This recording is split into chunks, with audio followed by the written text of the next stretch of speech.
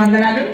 మరి యాకోబు దేవుని మందిరంలో ఉన్న ఈ క్రిస్మస్ సంబరాలకై ఈ దేవుడిచ్చిన ఈ అవకాశానికి వందనాలు చెప్తూ అందరూ హల్లెలూయా చెప్పండి గట్టిగా. హల్లెలూయా, హల్లెలూయా, హల్లెలూయా.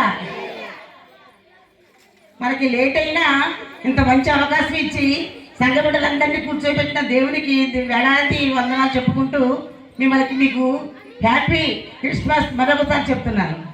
అందరూ మధ్యాహ్నం కూడా బాగానే వచ్చారు, ఇప్పుడు బాగానే వచ్చారు. మనది చిన్న మందిరమైన చిన్న సంఘమైన చిన్నవాళ్ళని చెబుతున్నా, ఎన్నికలేని వాళ్ళని చెబుతున్నా, మీరందరూ మమ్మల్ని అనుసరించి ఆసక్తితో వచ్చినందుకు మీకు అందరికీ చేతులెత్తి నమస్కారం చేస్తున్నాను. ఈ మందిరాన్ని ఈ సంఘ కాపరుల్ని మీరు ఆదరిస్తున్నందుకు చాలా వందనాలు చెబుతున్నాను. మరి ముఖ్యంగా క్రిస్మస్, హ్యాపీ క్రిస్మస్. మనకి సంవత్సరం నుంచి ఎదురు చూస్తున్నాం ఈ క్రిస్మస్ కోసం.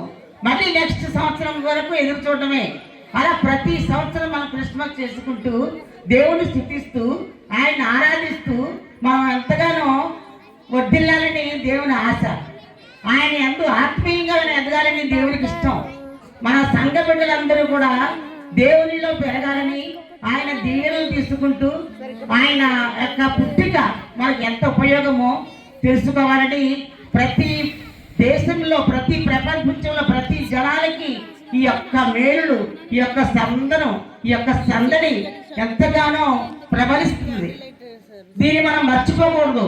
యేసయ్య పుట్టికంటే మనం దేవుని స్తుతించడం, ఆయన మనకి ప్రాణం పెట్టి మన కోసం భూమి మీదకి వచ్చిన ధనుడు, నమ్మకమైన దేవుడు యేసయ్య, జీవము గల దేవుడు యేసయ్యకు వందనాలు చెప్పుకుంటూ ఈ క్రిస్మస్ యొక్క సందర్భంలో మనందరికీ మంచి దీవెనలు ఇస్తూ ఆత్మీయంగా ఎదగాలని, మీరందరూ కుటుంబ సమేతంగా వర్ధిల్లాలని దేవుని అనుసరిస్తూ ఈ క్రిస్మస్ యొక్క దీవెనలు అందరం పంచుకుంటూ సంతోషంగా ఉండాలని, ఏదైనా సమస్యలు వచ్చినా, చిన్న శోధనలు వచ్చినా ఎవ్వరు కూడా పెరిగిపోకుండా ఆ దేవుడిని నమ్ముకుంటూ మన నమ్మకమైన దేవుడిని మరి ప్రార్థించుకుంటూ అందరం సంతోషంగా ఈ సంవత్సరం అంతా నిండు సంతోషంతో ఉండాలని ప్రతి సంఘ బిడ్డకు నేను చేతులెత్తి నమస్కరిస్తూ దేవుని వందనాలు చెప్పుకుంటూ ఈ చిన్న అవకాశం ఇచ్చిన ఈ సంఘానికి వందనాలు చెప్పుకుంటూ ముగిస్తున్నాను.